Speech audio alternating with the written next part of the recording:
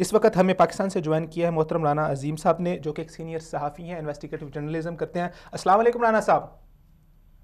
وعلیکم السلام۔ سب سے پہلے تو رانا صاحب بہت نوازش، آپ نے اپنا خصوصی وقت عنایت فرمایا۔ رانا صاحب، آپ پچھلے 1.5-2 سال سے جو تعلیمی اداروں کے اندر نشے کی یہ جو رجحان بڑھ رہا ہے، اس کے اوپر آپ نے خصوصی رپورٹس بھی کی ہیں، آپ نے حکومت وقت کو بھی آپ نے اس کی طرف توجہ دلائی ہے، لیکن اس سب کے باوجود جو ابھی وزیر داخلہ شہریار افریدی صاحب کا بیان سامنے آیا ہے کہ یہ اس قدر اس کی تعداد بڑھ گئی ہے کہ 75% لڑکیاں اس نشے میں مبتلا ہو گئی۔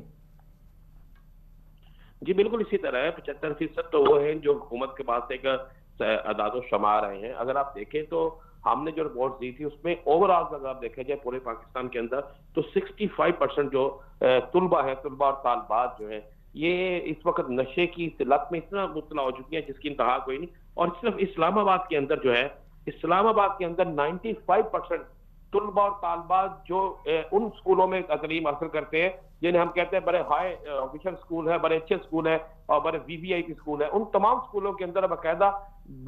ڈرگس کا استعمال ہو رہا ہے۔ اور ان سکولوں کی کینٹین سے لے کر ان سکولوں کے چوکیدار، وہاں کے سٹاف اور تو اور وہاں کے اساتذہ بھی اس گنونے دندے میں ملوث ہیں۔ اور اس طرح آپ دیکھیں کہ کراچی کے ایک سکول کے متعلق تو یہ رپورٹ دی گئی ہے کہ کراچی کے اس معروف ترین تعلیمی ادارے کے اندر 2 رومز ایسے بنائے گئے ہیں کہ جو بچے نشہ کرتے ہیں اس کے بعد انہیں باقاعدہ ریسٹ کے لیے ان کمروں میں رکھا جاتا ہے، اور جب وہ اس سے بالکل ریسٹ کا مکمل کر لیتے ہیں تو اس کے بعد انہیں گھر جانے کی اجازت دی جاتی ہے۔ پاکستان کے اندر یہ بڑھتا ہوا جو نشے کی لت ہے یہ اتنی اس قدر بڑھ چکی ہے کہ پاکستان کے تمام بڑے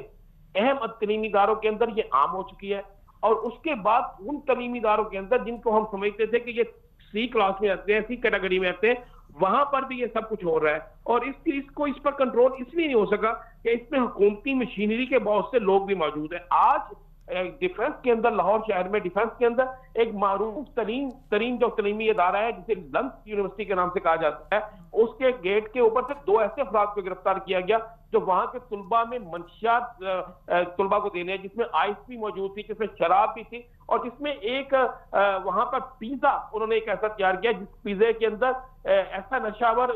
چیزیں رکھی گئی ہیں، اس پیزا کھانے کے بعد جو بچے ہیں وہ کافی حد دیر تک مدہوش رہتے ہیں۔ تو یہ چیزیں پکڑی گئی، ان دونوں کا تعلق جو تھا وہ قانون نافذ کرنے والے اداروں سے تھا۔ اور آج لاہور شہر کے اندر ایک ایسی جگہ پر چھاپا پڑا ہے جہاں پر کہا جا رہا تھا یہ کیفے ہے، لیکن وہ کیفے نہیں نکلا، وہ ایک بالکل ڈرگس کا اڈا تھا۔ تو ایسی چیزیں جب تک بند نہیں ہوگی، ان سب کے پیچھے اگر دیکھا جائے جو شہریار افریدی کی رپورٹ ہے اس میں کیا کہا گیا ہے، اس میں بالکل واضح یہ کہا گیا ہے کہ ان تمام منشیات فروشوں کے پیچھے، منشیات مافیا کے پیچھے یا پولیس ہے یا بعض تر مافیا ہے، اور تو اور انہوں نے سیاستدانوں کا بھی نام لیا ہے۔